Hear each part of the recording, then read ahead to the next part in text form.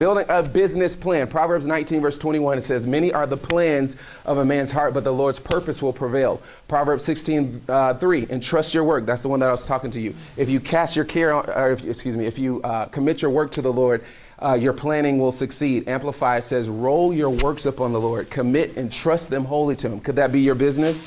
Could that be your descriptive narrative? Could that be, your vision, your mission? Absolutely. He will cause your thoughts to become agreeable to his will, and so shall your plans be established and succeed. That's the Bible, y'all. That's why I love God. Anyways, plan of actions. Things don't just happen. They must be planned. Miss Kimberly, right? Yeah. Okay, Miss Kimberly, it's very important in your industry for someone to plan. Yeah. Very important for them to plan. Otherwise, we doing car washes, bake sales, lemon church cake sales, and trying to bury you behind because you actually, sorry, that was my Texas coming out. Trying to bury you because, you didn't plan. Things don't just happen. They must be planned. And if you fail to plan, you plan to fail. It's so cliche, but it's so powerful. If you do not have a plan of action for what you are doing, for why you're doing it, you're like that goal. If you aim at nothing, you're sure to hit it. And you'll always, every single year, be putting that resolution, because it wasn't a goal, on the top of your list. I'm going to start that business this year. I'm going to start that business here. I'm going to get into Macy's. I'm going to open that ultrasound. I'm going to, get people financially fit. I'm going to. So you have to have a plan of action. And so planning of action, building a business plan. I'm sorry, I don't have a lot of time to go through this, but this is where I'm going to plug Nehemiah Business School, okay? We literally will take you hand in hand in how to build a solid business plan. In college, my schooling wasn't just, theoretical. It was actually, we applied this.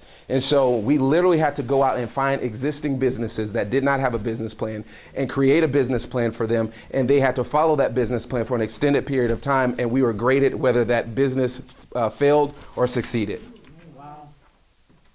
I did global business plans. I did local business plans. I did, expansive business plans. And so business plans are so very important. Many people think that, I have this idea, let me just run with it. No, that's okay if you need to get things done, but take the time to plan and to think through your business, because it's a working document. Not only is it a document that you may hand over to an investor or a lender or, someone who may be interested in partnering with you, but it's a working document. You're working on the vision. Write the vision, make it plain up on the table so that he that reads it may run thereby. I already said it. You write it, you read it so you can run with it. You got to write it so that you can read it, because how many of you us journal in here?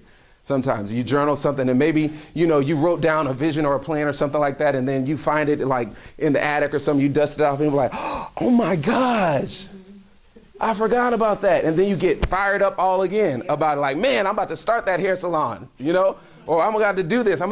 You get fired up about it. That's the same thing with your vision. And that's when you write that business plan, you're reading over it over and over. Maybe it's a monthly thing, maybe it's a weekly thing, but you're always tweaking it, because we should always be learning. We should always be getting somebody else's mind concerning our situation and our problem.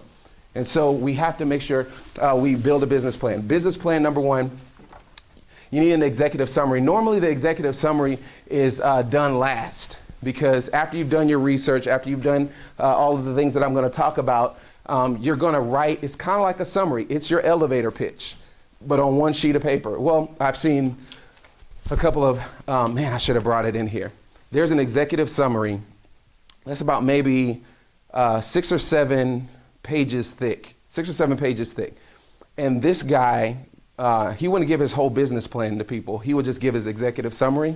And he gave his executive summary. Based off his executive summary, in 6 months, he raised $650,000 in 6 months based off his executive summary. Because it's just an executive summary. It's just a capsulized version of what your business is. It's the Cliff Notes, because really, what corporate executive has enough time to read through your whole business plan? Really, the guts of the business plan is really for you. So that whenever somebody asks you about projections, when they ask you about the target market, when they ask you, like for instance, whenever you watch Shark Tank, they're gonna ask you all that junk. Like, okay, what were revenues last year? What were revenues this year? Well, what's your cost of goods sold? Well, how are you doing? What's your distribution points? They're gonna ask all of those different things, and so you have to know those things on the inside of you, and that's the reason for the business plan. The company description, letting us know what your company is, why it exists, why is it important, why does the world care? What does your company do? Is it taxes? Is it financial fitness? Whatever it is. What is your company's description? Market analysis. How do you know that you have the best thing out there if you haven't done any market analysis? Who's your competition? Dave Ramsey. He is your competition. Dave Ramsey is your competition. How so? A lot of the concept that my business will do, he speaks up. Okay. It's just some different twists that we're doing. Okay. Okay. Similar. Okay. There's some differences in there. Also, what's her name? Sue Zorman? Yeah, Okay. Robert Kiyosaki? Yeah. Brian Tracy? Not really. No? No. Are you sure? Sort of, but more so those two. Okay. I was a part of the first graduating class of the Nehemiah Business School. Okay. And Okay. Oh, yeah. Yeah.